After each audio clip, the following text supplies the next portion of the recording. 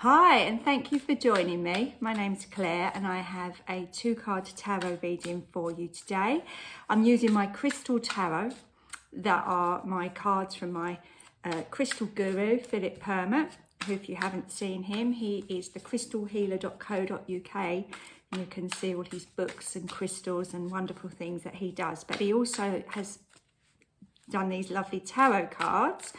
And I thought we could incorporate a bit of crystal work in our reading today, because I did feel yesterday's message with those swords was particularly hard. So if you felt this full moon was a bit intense for you, or you're feeling like there's a real kind of Capricorn practicality of, right, I've got to get to work now and get stuff done, and you know, I know what I've got to do now, that kind of energy. So yeah, we're gonna pick it up with some tarot that combine crystals as well. So let's see what we've got. Ooh, okay, right, we had this card the other day. Oh, he's upside down, there we go, or he was the right way up, depending what you see.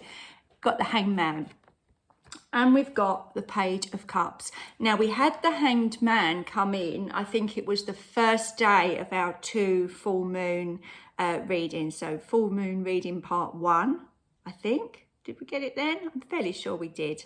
So my memory is terrible. So if you've seen it, then, you know, put a note in the comments to remind me.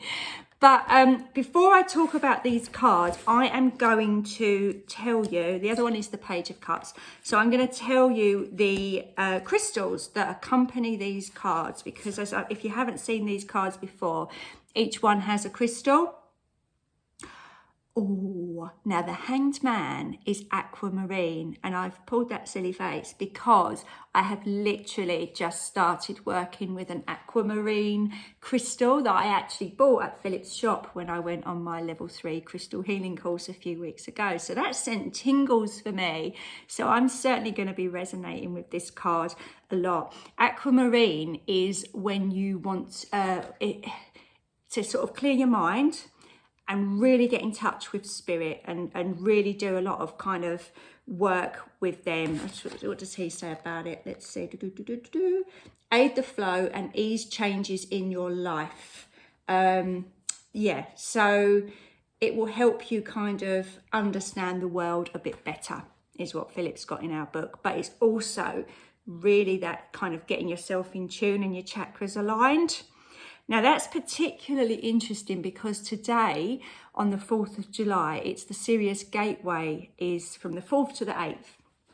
Now, I'm not an astrologer, but I have a keen love of astrology. If any of you have been on foreverconscious.com, then you will know there's articles about the Sirius Gateway. Please do have a look. But it is a time when we have got that kind of vow where we can really work and be sort of spiritually enhanced. Okay, so the other day when I was talking about the Hanged Man, the message was, because it was twinned with the 4 of Pentacles, I remember now, okay, and they were both stuck up trees, and it was like, you know, they were both really kind of clinging on for dear life and not wanting to change.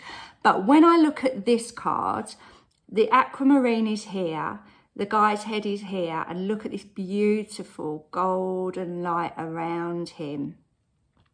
I feel a lot more positive when I see this Hanged Man card today from when I saw it the other day.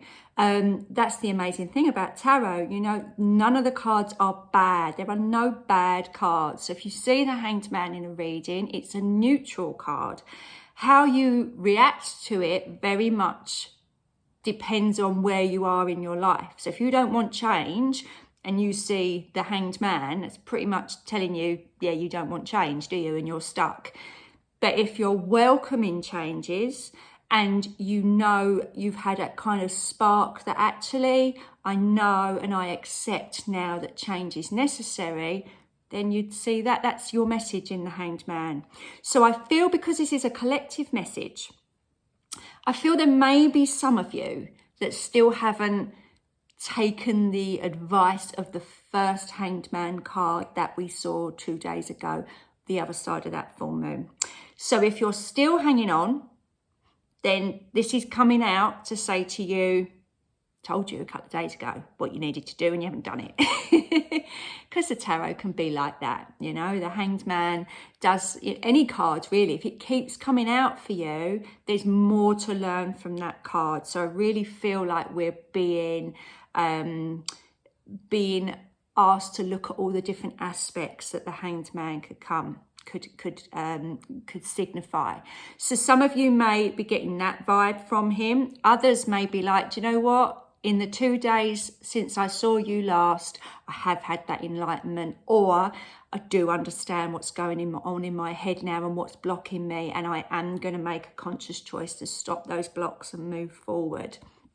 So, you know, that's take it whichever way that you feel is coming to you today. But I also, don't forget that aquamarine crystal, if you've got it, or if you can get one, that is a wonderful meditation stone.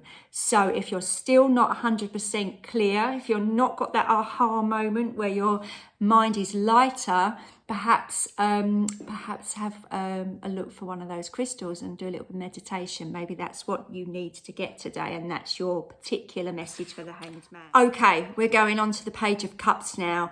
I love this card. I love the Page of Cups. I really do. He's linked to the star sign Pisces.